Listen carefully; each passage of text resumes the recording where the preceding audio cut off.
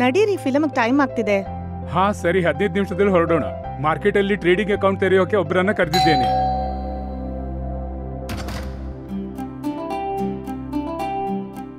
ಎಲ್ಲಿ ಈ ಚಿಹ್ನೆ ಇದೆಯೋ ಅಲ್ಲಿ ನೀವು ಸಹಿ ಮಾಡಿ. ಉಳಿದ ಫಾರ್ಮ್ ನಾನು ತುಂಬಿಸ್ತೇನೆ.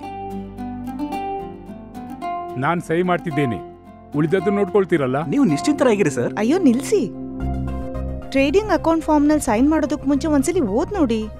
ಮೇಡಮ್, ಇದು ನಮ್ಮ ಸ್ಟ್ಯಾಂಡರ್ಡ್ ಅಪ್ಲಿಕೇಶನ್ ಫಾರ್ಮ್ ಆಗಿದೆ, ನೀವು ಚಿಂತಿಸಬೇಡಿ.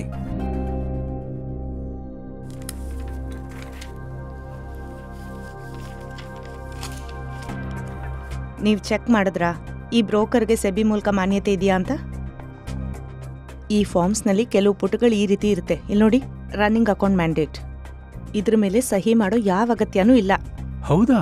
ಈ ಅಕೌಂಟ್ ಫಾರ್ಮ್ ನಲ್ಲಿ ಕೆಲವೇ ದಾಖಲೆಗಳು ಮಾತ್ರ ಸಹಿ ಮಾಡೋ ಅಗತ್ಯ ಇರೋದು.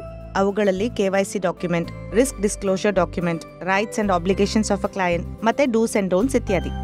KYC ಫಾರ್ಮ್ ಅಲ್ಲಿ ನಿಮ್ಮ ಮೊಬೈಲ್ ನಂಬರ್ ಮತ್ತೆ ಇಮೇಲ್ ID ಅಗತ್ಯವಾಗಿ ಬರೀರಿ. ಇದರಿಂದ ಟ್ರೇಡಿಂಗ್ ಸಂಬಂಧಪಟ್ಟ ಎಲ್ಲಾ ಮೆಸೇಜ್ ಮತ್ತೆ ಅಲರ್ಟ್ಸ್ ನಿಮಗೆ ಬರ್ತಾ ಇರುತ್ತೆ. ಇದ್ರಲ್ಲಿ ಟ್ಯಾರಿಫ್ ಶೀಟ್ ಎಲ್ಲಿದೆ? ಮೇಡಮ್, ಇಂದು ತರೋಕೆ ಮರ್ತೇ ಹೋಯ್ತು, ನಾಳೆ ಖಂಡಿತ ಕಳಿಸ್ತೇನೆ. ಟ್ರೇಡಿಂಗ್ ಶುರು ಮಾಡೋದಕ್ಕೆ ಮುಂಚೆ ನಾವು ಕಡ್ಡಾಯವಾಗಿ ತಿಳ್ಕೋಬೇಕು ಟ್ರೇಡಿಂಗ್ ಮಾಡೋದಕ್ಕೆ ನಾವು ಏನ್ ಶುಲ್ಕ ಪಾವತಿಸಬೇಕು ಅಂತ.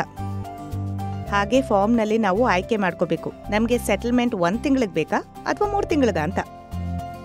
ಇಲ್ಲಿ ನೋಡಿ, ನೀವು ಫಾರ್ಮ್ ನಾಳೆ ತಗೊಂಡು ಹೋಗಿ, ನಾನು ಎಲ್ಲ ಓದಿ ಸಹಿ ಮಾಡಿ ರೆಡಿ ಆಗಿಡ್ತೇನೆ. ಸರಿ.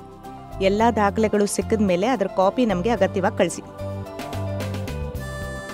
ಈಗ ನನಗೆ ಎಲ್ಲಾ ವಿಷಯ ತಿಳಿಯಿತು. ಹಣಕಾಸು ಮಾರ್ಕೆಟ್ನಲ್ಲಿ ಟ್ರೇಡಿಂಗ್ ಮಾಡೋ ಮೊದಲು ಎಲ್ಲ ದಾಖಲಾತಿಗಳನ್ನು ಓದಿ ತಿಳಿದುಕೊಂಡ ಬಳಿಕವೇ ಸಹಿ ಮಾಡಬೇಕೆಂದು. ಸರಿಯಾಗಿ ಹೇಳಿದ್ರಿ.